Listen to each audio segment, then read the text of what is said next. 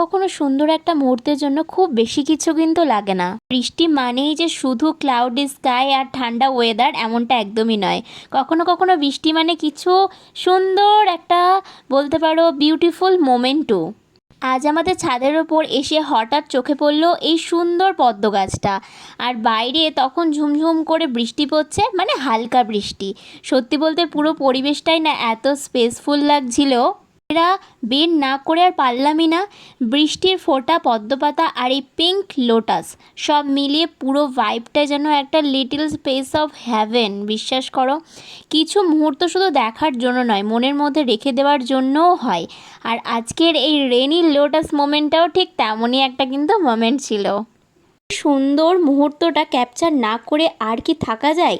কিছু ফটো তুললাম, কিছু ভিডিও নিলাম, আর ব্যাস আমার ছোট্ট একটা রেনি ডে মেমোরি তৈরি হয়ে গেল। অনেস্টলি আই ফিল সুখী হতে সবসময় বড় কোনো কারণের দরকার হয় না। কখনো কখনো ছাদের ওপর ফুটে থাকা একটা পদ্ম ফুল আর বৃষ্টির শব্দই মনটা ভালো করে দেওয়ার জন্য কিন্তু এনাফ।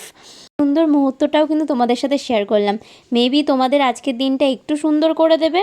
আর জানো তো, এই পদ্ম ফুলটাকে দেখে কি মনে হচ্ছিলো ছেঁড়ার জন্য, কিন্তু আমি এটা ছিঁড়েই নিয়ে এসেছি। আমাদের বাড়িতে প্রায়শই অনেক কটা এরকম পদ্ম ফুল ফোটে, তো আজকে ছিঁড়ে নিয়ে এসে আমি ভাবলাম যে একটু ঠাকুরের কাছেই দেওয়া যাক। যদিও বা সুন্দর লাগে গাছেই পদ্ম ফুল, তবু মানে সব ফুলই সুন্দরই গাছেই লাগে, কিন্তু তবু আমি আজকে এই পদ্ম ফুলটা ছিঁড়লাম। যদিও আমি খুব একটা ছিঁড়ি না, তবু আজকে মনে হচ্ছিলো যেন পদ্ম ফুলটা শুকিয়ে যাবে গাছে, তো আজকে একটু ঠাকুরকে দেওয়াই যেতে পারে, তাই আর কি উপর থেকে ছিঁড়ে নিয়ে এসেছিলাম। নয়তো আমার কিন্তু পদ্ম ফুলটা ছেঁড়ার একদমই উদ্দেশ্য ছিল না। তবে আর কিন্তু ছিঁড়ি না। এই দুটো যে পদ্ম ফুল দেখছো, এই ফটোটা আমি 2-1 দিনের মধ্যেই ফেসবুকে পোস্ট করব ভেবেছি। বেশ সুন্দর। আর এই পদ্ম গাছটা তৈরি করতে না 1টা বছর লেগেছে, বিশ্বাস করো।